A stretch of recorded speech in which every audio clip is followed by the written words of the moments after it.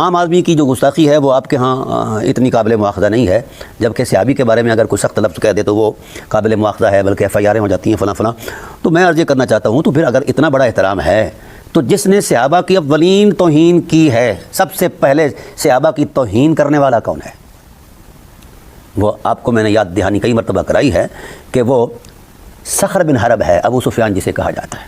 اس نے سب سے پہلے سب سے بڑے صحابی حضرت ابوبکر صدیق رضی اللہ تعالیٰ عنہ کی توہین کی ہے۔ کیا کسی مولوی کے اندر شرم اور حیا نامی شے ہے؟ غیرت اور وقار کا کوئی ایک ذرہ برابر بھی کوئی چیز ہے؟ تو پھر لگائے نا اس پر فتویٰ، کیوں نہیں لگتے؟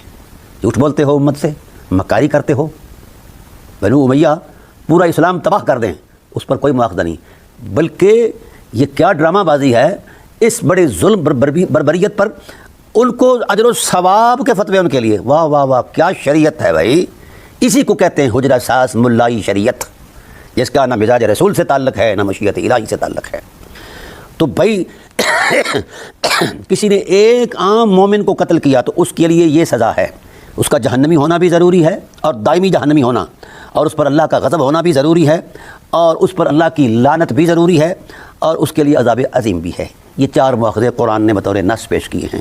تو مجھے بتایا جائے کہ بنو امیہ نے کتنی اصحاب رسول کو قتل کیا ہے؟ 20,000 صحابہ، اور ان میں قد آور شخصیات تھیں، ٹھیک ہے، اور عظیم المرتبت صحابہ تھے۔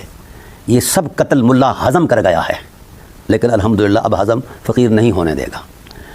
یہ تمہارے باپ کا دین ہے، جس کو چاہو بری کر دو، جس کو چاہو پسا لو۔ کون ہوتے ہو تم؟ تمہاری حیثیت کیا ہے؟ گھر بیٹھ کر جوڑ توڑ کرتے رہتے ہو۔ قرآن کا سامنا کرو، رسول اللہ صلی اللہ علیہ وسلم کی ذات کا سامنا کرو۔ آپ صلی اللہ علیہ وآلہ وسلم نے ارشاد فرمایا، حضرت عائشہ صدیقہ سلام اللہ تعالیٰ علیہا اس کی راویہ ہیں، وہ فرماتی ہیں کہ رسول اللہ صلی اللہ علیہ وسلم نے فرمایا کہ 6 لوگ ایسے ہیں جن پر رسول خود نبوت کی زبان سے لعنت کرتے ہیں، اور 1.25 لاکھ پیغمبر جن کی دعا کبھی رد نہیں ہے وہ لعنت کرتے ہیں، اور اللہ بھی لعنت کرتا ہے۔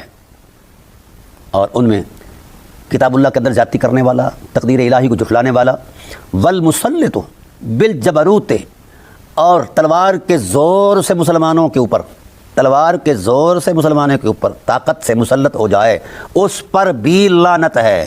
1.25 لاکھ پیغمبروں کی لعنت ہے، رسول اللہ کی لعنت ہے، اور ہر اس نبی کی لعنت ہے جس کی دعا کبھی رد نہیں ہوئی۔ یہ نبوت کا ارشاد ہے۔